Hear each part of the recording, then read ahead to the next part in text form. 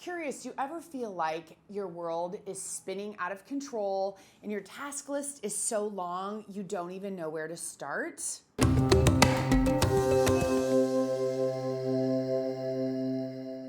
Hey, my name is Sarah Petty and I'm founder and photographer at one of the most profitable photography studios in the country, and my passion is to help photographers just like you build a business where they make money and are able to put their families first. You seriously shouldn't have to choose.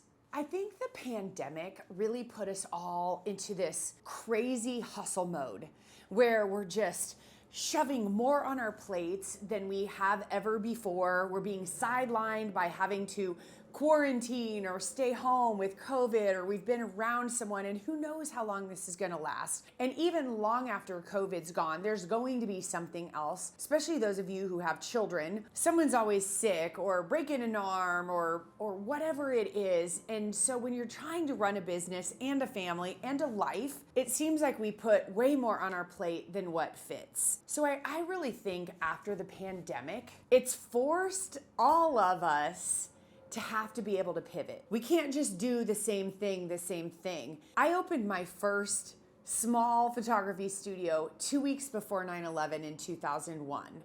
And so I've never really known a different environment other than, what have I done? I got through 2008 and 2009 and all the things that have happened in the economy and in life, raising 3 children who were born within 3 years.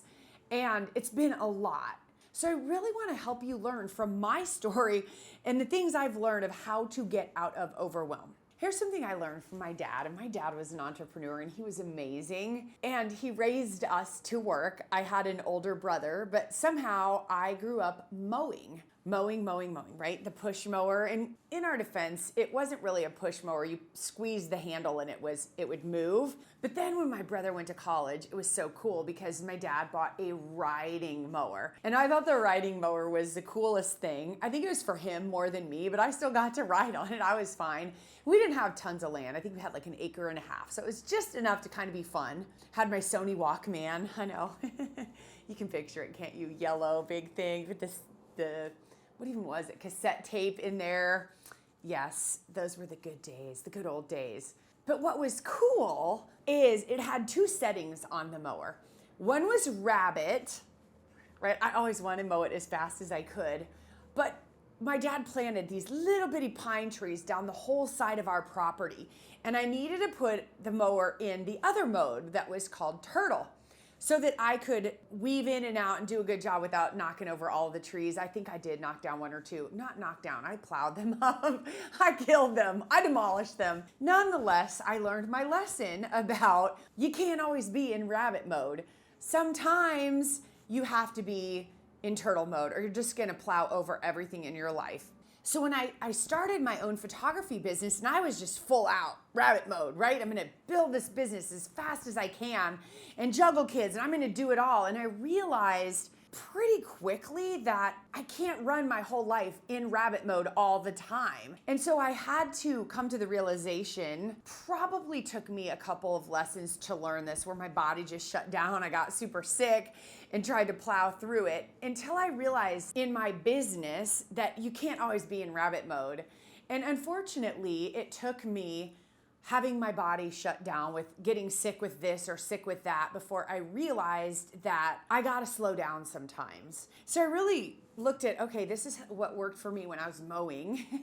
Let's see if there's a time of the year that I can kind of put my personal mower into turtle mode and just slow it down. And the way I've built my photography business over the years, I know after 4th quarter of being in like super speedy rabbit mode, where you're like hot wiring the machine to go even faster than it's meant to go. I wanted and needed it to go into turtle mode. January, I do my business plan so that I have enough receivables from 4th quarter to pay my bills, hopefully and usually through March, so I can put my mower in turtle mode. I have to be able to do that. Now in my business, I put it in turtle mode 1st quarter a little bit, and then in the summer, July and August. It's so important because I have these 3 kids who are still school age, like barely. Like the baby is already in college and I can see her being out probably by the time this even gets edited and posted. And I want to enjoy that time. I want to get that family trip in and I want to be able to have that time together. Plus, where I live in central Illinois, it is so hot and muggy. I don't want to go outside and do a session with the gorgeous high school senior girl who's like dripping makeup down her face, and she doesn't either. Her once in a lifetime fantastic session doing it all sweaty. No, it's not going to work. So I know in my business that there are times now that I plan for turtle mode, and it is so nice. So I don't have to have the guilt of, I should be working harder, I should be working harder. No, these are the times to fix the systems, to get better systems, to delegate things so that when the turtle mode comes, I'm able to keep up with the super speedy turtle. And you can do the same thing. Remember, in every business, there are peaks and valleys. There are busy times and there are less busy times. So really, if you take a look at your business based on what you like to photograph, right? There is a season for high school seniors and it's different all over the world based on your climate, based on what's been taught to the seniors in your community, maybe by a photographer who came before you. There are a lot of factors that you have to look at and look at when your busy season is, when you want it to be. You do have the power to control that. And then also look at times where you know you need that turtle mode because you can make that happen too. That's the key to learning how to run a super successful business. You don't have to be in rabbit all the time. Maybe this is resonating with you. Maybe you've never heard this before and you're having these aha moments just bouncing out of your head. If that's you and you want to talk to us more, comment below and we will get you on the phone, even if we need to, with someone on our team to talk you through this, what it looks like to have that profitable business that you control the rabbit and the turtle mode. Sarah Statsky is one of my students from Canada who studied from me for years. She implemented the tactics and strategies that we teach, and she now has all the free time she wants to be with her young girls, but also she knows that in certain times she grinds. And that affords her the opportunity to be with her young humans, which is what we all want, isn't it? Hit the link in the description if you want to find out more. When's the perfect time to put your business in turtle mode?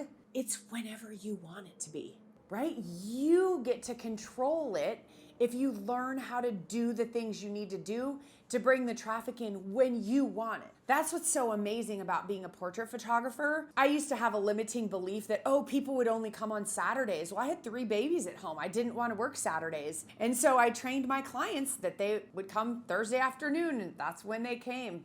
I mean, they take off for doctor's appointments and some to play golf. They can fit in a photo session in the middle of the week, I promise you. The other thing that helps you be able to shift from rabbit mode to turtle mode and back easily is having systems. Look, I get it. I am a creative too. I have squirrels that live all over up here, but that's why I have systems. I've been in business almost 25 years, and my studio runs like a well-oiled machine. From the second people call until their beautiful framed artwork is ready for them to pick up, because we have systems. So you've got to create those systems or come study with someone like us who has those proven systems already for you. But if you don't have systems, you're forcing yourself to be in rabbit mode all the time. And that is not a sustainable business model. It's just not. The last thing I want to share with you, and listen, this is super important. It's the mental game. When you say disempowering thoughts to yourself, like, oh, I can't do that, or I feel so guilty when I'm not working all the time, you're sabotaging your ability to shift from rabbit to turtle. You literally are. You control it. So if you work on empowering statements that you tell yourself, and maybe you put Post-it notes up or you write on your arm with Sharpie, I don't care. But tell yourself, I can do this part-time. I can be a hands-on mom. I can make the money in my business during those rabbit times to fund my education so that I know better how to have the systems and do the things I need to do so that I can be in turtle mode. You can have it all. I told you at the beginning you shouldn't have to pick between money and family. You can have it all. And remember, when you see somebody mowing, you're driving down the street, remind yourself that you can put your mower in turtle mode. It's going to serve you. Thanks so much for being here, and I'll see you again soon.